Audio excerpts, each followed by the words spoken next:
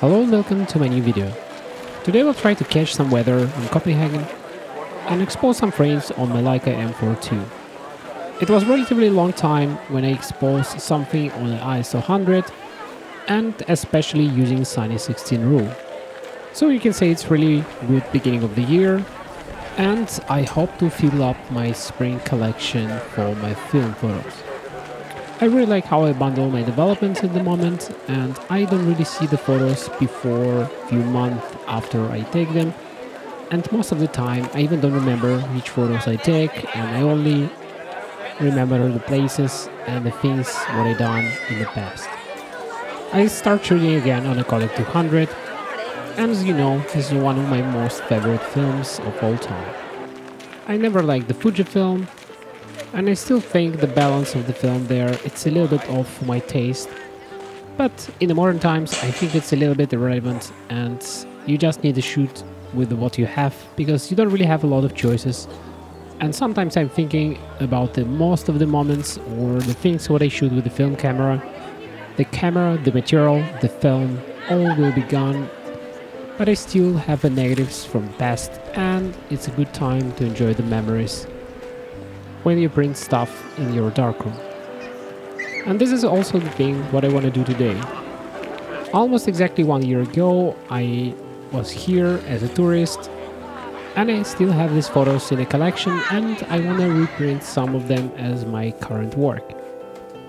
My collection of photos became bigger over the years, and I think at some point I need to find out some structure how to make it better, or at least it make a little bit searchable. And I just realized I have the same problem with the photos which I print, and I don't really remember which negatives I printed. I can only look them up in my lab book or with the marks on the borders of the negative sleeves.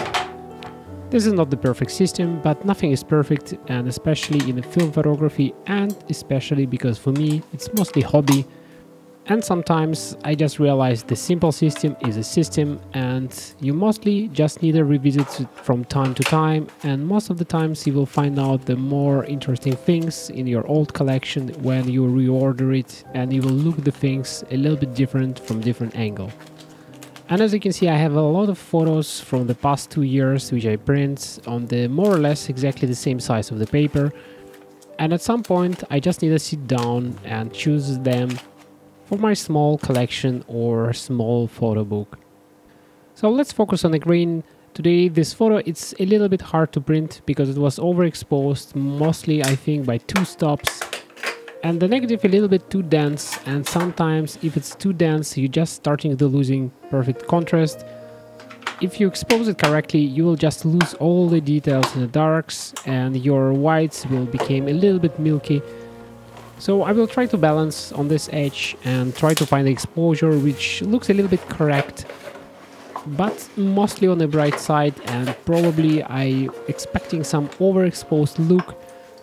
And this photo I want to be in a safe zone with the colors, so it should feel like a spring. It should be a bit whitish and overexposed with the blooming light across the trees. So let's check the first test exposure, and I see I actually need to change the chemicals again. So I redevelop it, and from there I can see I have a perfect exposure around actually 5 seconds on f8. Usually I prefer to work around 10 seconds, so I can close down the aperture and work on f11. But for now I will just stick with what I have and put the 5 seconds as a test interval, because it saves a lot of time when you make a test print, and especially if you make a 3 stripes of color, which I usually do for tricky shots like we have now.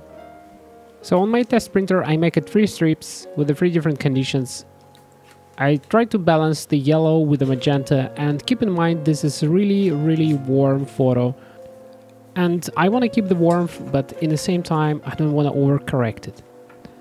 I will set up 70-70-0 as a final setting on f8 with the 6 seconds, because I want a little bit of punch in the trees there where it's too much light. As always, I'm using 1 minute development, 1 minute bleach fix, and 1 minute washing of my negatives. After making test strip, you can see it's really aligned with my test strips. but it's probably a little bit too warm and not enough density. So I increase the time to 6 seconds and add 2 points on a yellow filter, and from there I print a full scale negative on my 20 by 25 paper. And after some rinsing I get the final prints, and so far in a wet state I really like the vibe and how it looks like. I prefer to make really simple compositions where you can explore the frame from left to right and you have a really good final overhang of the trees on the top, which give this composition a little bit strong angle of the coverage in a half of the frame.